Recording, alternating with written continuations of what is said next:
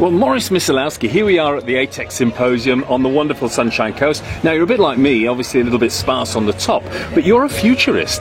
You're Mr. Technology in terms of the future. I sat there in your presentation, which we'll put a link to online on Global Travel Media, and I was stunned by the stuff you were talking about and the change. And, you know, when you're talking about young people and the way they deal with technology today, and you're quite right. Sitting with my son and daughter in Cairns last week, they were sitting there with their phones and they were just giving me a bit of space. But tell me, for somebody who's a tourism operator in Australia, whether they operate a resort or a reef tour or whatever, how is all this technology going to impact on their business, and how can they maximise it to take financial advantage of technology moving forward? Technology really is a tool. I mean, that's all that it is. It should be thought of as a spanner or a hammer, no more. Let's not get excited about it in any other sense. But what this new technology allows us to do is to connect with our guests. The industry we're in really is about offering that superlative service regardless of what we do. We really want to make a heart and soul connection. Even with the best of intention, even with the best of intention that we might have, we can't always give the guests what they want, and often that's because the guest doesn't know what they want until they want it. So how can you answer a question they don't know to ask Absolutely, yet? So the reality is, with technology, they can ask the question, you provide the answers in a format that's available to them ongoing, whether it's YouTube or in a website or material that's produced by other people that have been there and you've brought it back into a central portal or whatever. So there's a richness that's available in the virtual space to your guests that says to them, please, you must come and ask us any questions you want whenever you want. First activity is always with the people in this resort, in this space. But at times you'll want to know something, you'll want to see something. As a secondary activity, jump onto technology, have a look around, see and find what you want. And really what we're saying to you is that we insist that you have a terrific time here. We want you to get the most out of it. And whether it's through our people or through the technology, we've done everything we can do to give you that experience. Isn't it part as well of actually having the experience of being at a resort or a destination or whatever before you even leave home? Yes. So your link is already there. The business, if you like, or the place you're going to is drawing you in through technology, and you're actually enjoying it. And what about airlines in all this space, though? Because you know, airlines, I suppose, have been so much of a commodity in the past, right? But in my view, going on a plane is really exciting, and I want it to be part of the trip, you know, I want it to be part of the holiday. How can they draw you in? Because they're not using this technology yet. They're not. Actually, I must say, from a selfish viewpoint, I don't really want them to in a lot of ways, because it's my little oasis of not being able to be contacted. That's true. But you're right. What for many people is, it's a chore. I mean, it's a chore. They sit there and they're almost in a zombie format for 8 hours, 10 hours, and if it's long haul, it's even worse. Technology really allows them to experience the world, even though they're stuck in that tube, even though they're flying across space. It'll let them connect with family, because already in America you can use the internet, you can use Skype. You can't make calls yet, but you can make Skype. I don't know what the difference is, but there is that difference between them.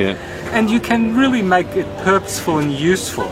It's a great way for the airline also. We've got British Airways at the moment who are using iPads instead of sheets backwards and forwards between pilot and ground.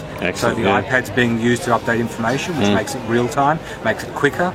It's being used in cabin as well to provide entertainment, to provide information into the people that are flying. So it's really, again, that bridge, that conduit which says we care about you, we want to give you whatever it is you'd like. Again, it can be physical, but in this case it can be virtual, it can be an experience on board. But what's also interesting is that on board you can begin the experience, as you've said, with where you're about to go. That's right. I mean, we all see those wonderful 5-minute clips when we're about to land of where it is and where the bus stop is and what people are doing. You're panicking about where the hell is your passport and everything else by that point. At that time, I'm not paying any attention whatsoever. Thank you. It's a nice thing to do, but my headspace isn't there at all. Whereas technology says, look, anywhere on the flight, just pull it out. Go and do this destination. I know screens do it. I get that we can pull the screen and see all of that. But technology, the way we're talking about it, is really interactive. It's not about you having to look for anything. It's not for you to deep dive. It just is naturally, intuitively available to you when and where you want it. Just getting back to social media for a second. I mean, we've got, you know, YouTube, we've got Facebook, we've got Google this and Google that, and you know, Pinterest and all this sort of stuff, right?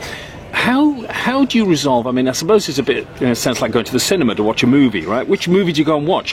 Which site are you on? My big challenge at the moment is that I want to communicate in terms of social media. I want, you know, people to know what I'm doing, and whether it's Twitter and I'm in Vietnam or whatever.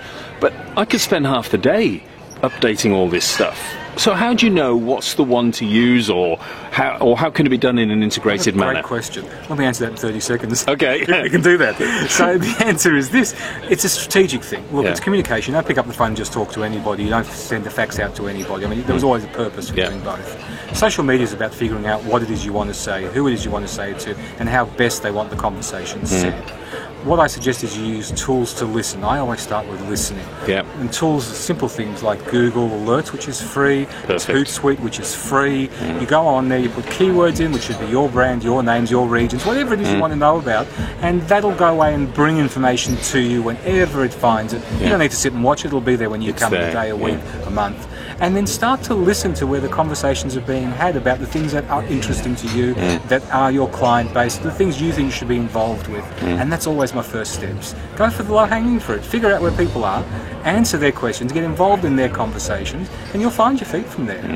Now, Maurice, you know, I was just stunned by your presentation today. Sincere congratulations. I know you've got a plane to catch, and because you haven't been able to come here virtually yet, and I do say to people a bit like Suhoon, I'm actually not here at all. I'm a hologram. I'm sitting at home having a glass of wine.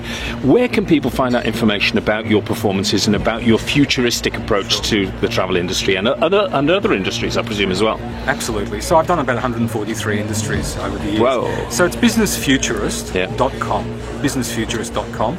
If you want to see some of the radio, television, I think it's businessfuturist.me is the blog. Brilliant. Well, look, I think we'll just switch off the transporter now and we'll virtually send you back and say, Scotty, beam me up. Look forward to it. Maurice, thank you. Thanks.